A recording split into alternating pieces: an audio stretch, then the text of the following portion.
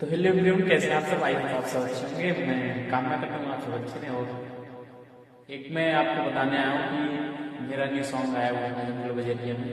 तो आप सभी इस गाने को सुने और अपना प्यार दुलार और आशीर्वाद जरूर दें। ये यूट्यूब पे रिलीज हो चुका है अभयार के यूट्यूब चैनल पर, और इस गाने को आप सब एक बार जरूर सुना देता हूँ मैं आपको।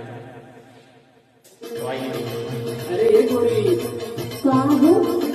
अरे ये रोज कहाँ घूमे जा रहे हो? अरे का कहीं है बोली, जब से तुमसे देखने वाली ना हमारे दिल में करार ना पाओ।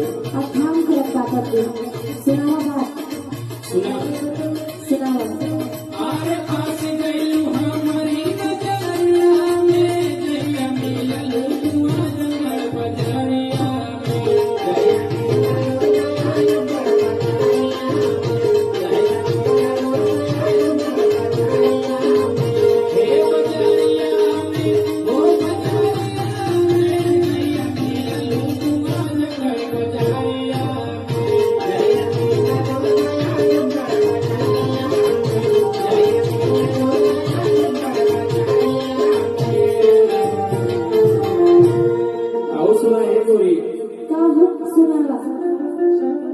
अरे एक दिन देखनी है फूलपुर में गोरी,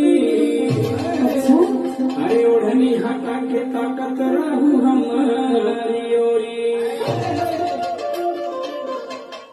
अरे एक दिन देखनी है फूलपुर में गोरी, ओढ़नी हटा के ताकत रहू हमारी ओरी। अरे सूरतिया तो हर गाड़ लाचारिया में, जया मिलल तुम्हारा जंगल बजरिया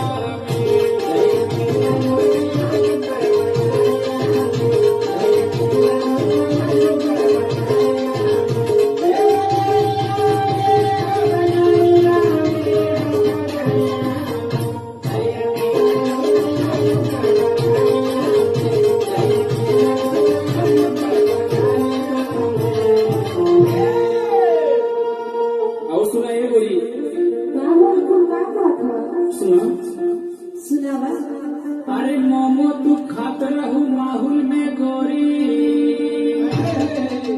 दिलवा ले गए